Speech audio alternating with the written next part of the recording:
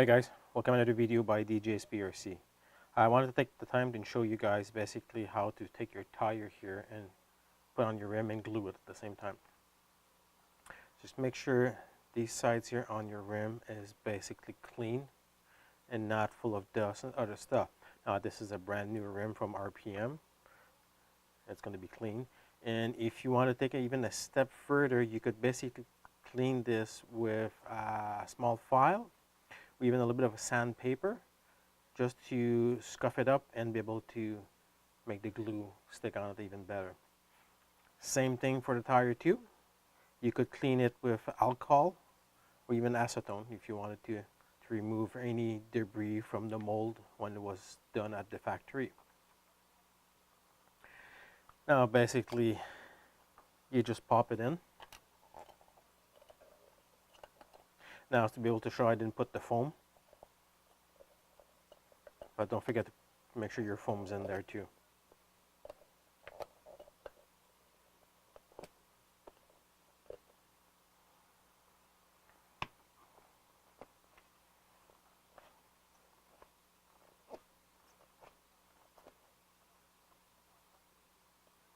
And you just make sure it's seated.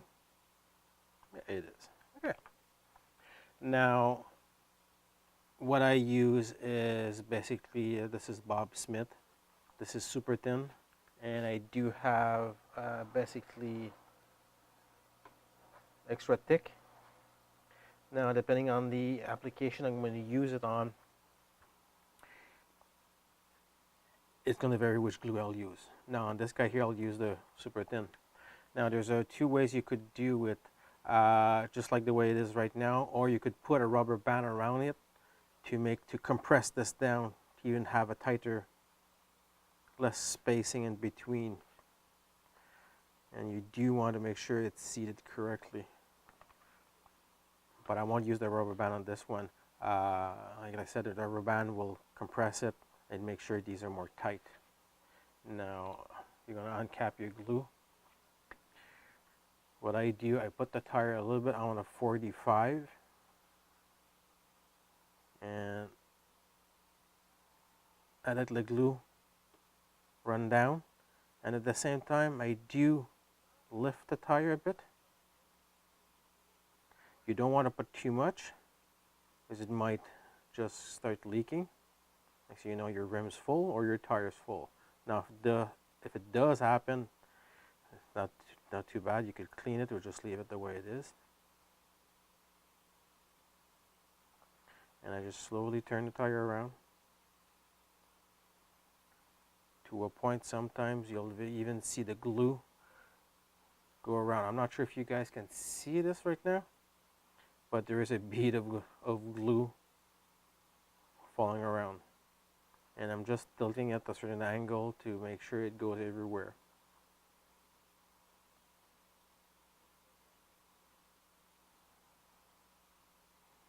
When I see it not moving anymore, that's where I'm going to stop and just take a look at it. Again, I'm not sure if you guys can see it.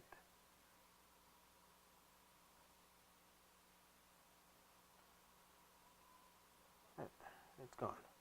Now I just make sure it's seated all around. Not seated, should I say, glued all around.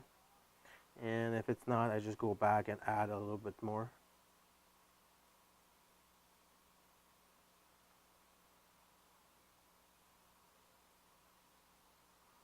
There you go. And recap your glue to make sure you don't make a mess. Now the glue does say on it, and depending on the glue, 1 to 3 seconds before it dries. Now you just added a lot of glue. It'll take a little bit more than 1 or 3 seconds. The other thing you could add is accelerator that I have right here. Again, this is from Bob Smith. Instant set. It's great. It cures the glue like in a snap. But what I hate about this is sometimes the glue will come white doing it. That's why I try less as possible to use the accelerator. I do wait 15-20 minutes before I touch this rim again. Basically, if you have all 4, I'll go to the next one, and so on and so on.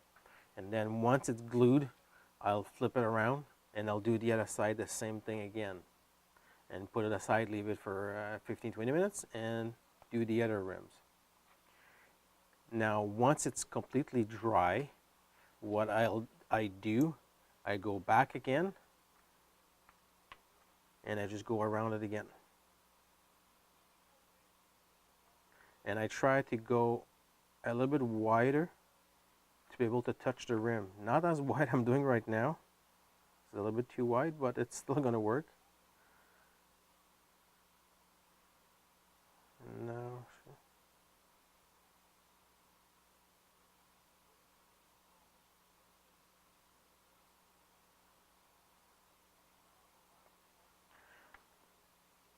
Now you see around here the glue's a little bit higher. I try to do a little bit less, but all around.